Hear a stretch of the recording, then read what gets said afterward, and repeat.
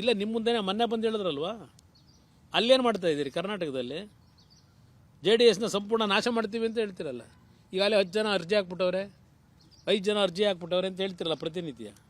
ಹಾಗಿದ್ರೆ ವಿರೋಧ ಪಕ್ಷ ಕರ್ನಾಟಕದಲ್ಲಿ ಸದೋಬೇಕು, ದೆಹಲಿ ಮಟ್ಟದಲ್ಲಿರಬೇಕಾ?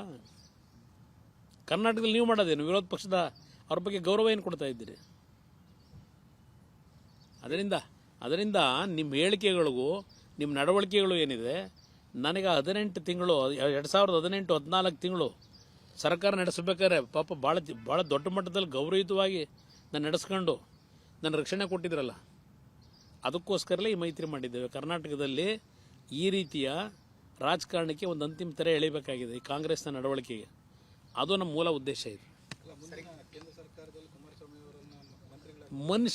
ಈಗ ಯಾರ ಹಣೆಯಲ್ಲಿ ಏನು ಬರೆದಿದೆ ಯಾರಿಗೇನು ಗೊತ್ತಿರ್ತದೆ? ಈಗ 3 ರಾಜ್ಯದಲ್ಲಿ ವಿಧಾನಸಭೆ ಚುನಾವಣೆಯಲ್ಲಿ BJP ಪಕ್ಷ ಅಧಿಕಾರಕ್ಕೆ ಬಂದಿದೆ. ಇವತ್ತು 3 ರಾಜ್ಯದಲ್ಲಿ ಮುಖ್ಯಮಂತ್ರಿಗಳಾಗವ್ರಲ್ಲ, ಆ ಹೆಸರುಗಳೇನಾದರೂ ಮುಂಚೂಣಿಯಲ್ಲಿದ್ವಾ? ರಾಜಕಾರಣದಲ್ಲಿ ಏನು ಬೇಕಾದರೂ ಆಗ್ಬೋದು.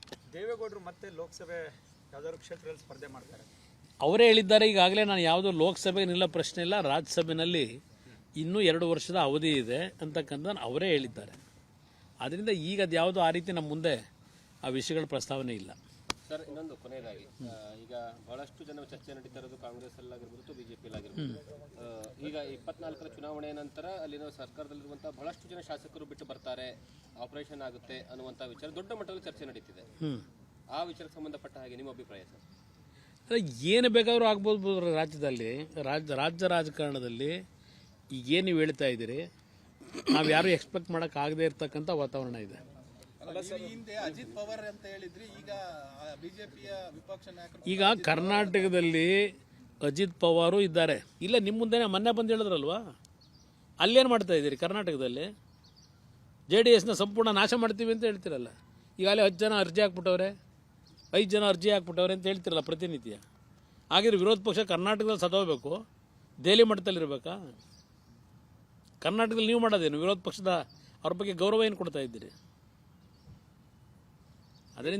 ಅದರಿಂದ ನಿಮ್ಮ ಹೇಳಿಕೆಗಳಿಗೂ ನಿಮ್ಮ ನಡವಳಿಕೆಗಳು ಏನಿದೆ, ನನಗೆ 18 ತಿಂಗಳು 2018-14 ತಿಂಗಳು ಸರ್ಕಾರ ನಡೆಸಬೇಕಾದ್ರೆ ಪಾಪ ಭಾಳ ದೊಡ್ಡ ಮಟ್ಟದಲ್ಲಿ ಗೌರವಯುತವಾಗಿ ನಾನು ನಡೆಸ್ಕೊಂಡು ನನ್ನ ರಕ್ಷಣೆ ಕೊಟ್ಟಿದ್ರಲ್ಲ, ಅದಕ್ಕೋಸ್ಕರಲೇ ಈ ಮೈತ್ರಿ ಮಾಡಿದ್ದೇವೆ. ಕರ್ನಾಟಕದಲ್ಲಿ ಈ ರೀತಿಯ ರಾಜಕಾರಣಕ್ಕೆ ಒಂದು ಅಂತಿಮ ತೆರೆ ಎಳಿಬೇಕಾಗಿದೆ ಈ ಕಾಂಗ್ರೆಸ್ನ ನಡವಳಿಕೆಗೆ.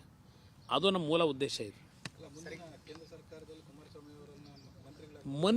ಈಗ ಯಾರ ಹಣೆಯಲ್ಲಿ ಏನು ಬರೆದಿದೆ ಯಾರಿಗೇನು ಗೊತ್ತಿರ್ತದೆ?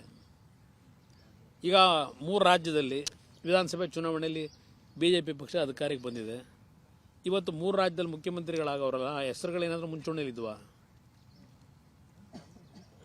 ರಾಜಕಾರಣದಲ್ಲಿ ಏನು ಬೇಕಾದರೂ ಆಗ್ಬೋದು. ದೇವೇಗೌಡರು ಮತ್ತೆ ಲೋಕಸಭೆ ಯಾವ್ದಾದ್ರು ಕ್ಷೇತ್ರದಲ್ಲಿ ಸ್ಪರ್ಧೆ ಮಾಡ್ತಾರೆ ಅವರೇ ಹೇಳಿದ್ದಾರೆ. ಈಗಾಗಲೇ ನಾನು ಯಾವುದೋ ಲೋಕಸಭೆಗೆ ನಿಲ್ಲ ಪ್ರಶ್ನೆ ಇಲ್ಲ, ರಾಜ್ಯಸಭೆಯಲ್ಲಿ ಇನ್ನೂ 2 ವರ್ಷದ ಅವಧಿ ಇದೆ ಅಂತಕ್ಕಂಥ ಅವರೇ ಹೇಳಿದ್ದಾರೆ. ಆದ್ದರಿಂದ ಈಗ ಅದು ಯಾವುದೋ ಆ ರೀತಿ ನಮ್ಮ ಮುಂದೆ ಆ ವಿಷಯಗಳ ಪ್ರಸ್ತಾವನೆ ಇಲ್ಲ. ಸರ್, ಇನ್ನೊಂದು ಕೊನೆಯದಾಗಿ, ಈಗ ಬಹಳಷ್ಟು ಜನ ಚರ್ಚೆ ನಡೀತಾ ಇರೋದು ಕಾಂಗ್ರೆಸ್ ಅಲ್ಲಾಗಿರ್ಬೋದು, BJP ಆಗಿರ್ಬೋದು. ಈಗ 24ರ ಚುನಾವಣೆ ನಂತರ ಅಲ್ಲಿನ ಸರ್ಕಾರದಲ್ಲಿರುವಂತಹ ಬಹಳಷ್ಟು ಜನ ಶಾಸಕರು ಬಿಟ್ಟು ಬರ್ತಾರೆ, ಆಪರೇಷನ್ ಆಗುತ್ತೆ ಅನ್ನುವಂಥ ವಿಚಾರ ದೊಡ್ಡ ಮಟ್ಟದಲ್ಲಿ ಚರ್ಚೆ ನಡೀತಿದೆ. ಆ ವಿಚಾರಕ್ಕೆ ಸಂಬಂಧಪಟ್ಟ ಹಾಗೆ ನಿಮ್ಮ ಅಭಿಪ್ರಾಯ ಸರ್? ಏನು ಬೇಕಾದರೂ ಆಗ್ಬೋದು ರಾಜ್ಯದಲ್ಲಿ. ರಾಜ್ಯ ರಾಜಕಾರಣದಲ್ಲಿ ಈಗೇನು ನೀವು ಹೇಳ್ತಾ ಇದ್ದೀರಿ, ನಾವು ಯಾರು ಎಕ್ಸ್ಪೆಕ್ಟ್ ಮಾಡೋಕ್ಕಾಗದೇ ಇರ್ತಕ್ಕಂಥ ವಾತಾವರಣ ಇದೆ. ಅಜಿತ್ ಪವಾರ್ ಅಂತ ಹೇಳಿದ್ರಿ, ಈಗ ಬಿಜೆಪಿಯ ವಿಪಕ್ಷ ನಾಯಕರು ಈಗ ಕರ್ನಾಟಕದಲ್ಲಿ ಅಜಿತ್ ಪವಾರು ಇದ್ದಾರೆ. ಅನುಕ್ಷಣದ ಸುದ್ದಿಗಳಿಗಾಗಿ ವಿಸ್ತಾರ ನ್ಯೂಸ್ ಯೂಟ್ಯೂಬ್ ಚಾನೆಲ್ ಸಬ್ಸ್ಕ್ರೈಬ್ ಮಾಡಿ. ಹೊಸ ಸುದ್ದಿಗಳ ನೋಟಿಫಿಕೇಶನ್ಗಾಗಿ ಬೆಲ್ ಐಕಾನ್ ಕ್ಲಿಕ್ ಮಾಡಿ. ಲೇಟೆಸ್ಟ್ ಅಪ್ಡೇಟ್ಸ್ಗಾಗಿ www.vistaranews.com ವೆಬ್ಸೈಟ್ಗೆ ವಿಸಿಟ್ ಮಾಡಿ. ಅಂಗೈಯಲ್ಲೇ ಜಗತ್ತಿನ ಸುದ್ದಿ ತಿಳಿಯಲು ವಿಸ್ತಾರ ನ್ಯೂಸ್ ಕನ್ನಡ ಆಪ್ ಡೌನ್ಲೋಡ್ ಮಾಡಿ.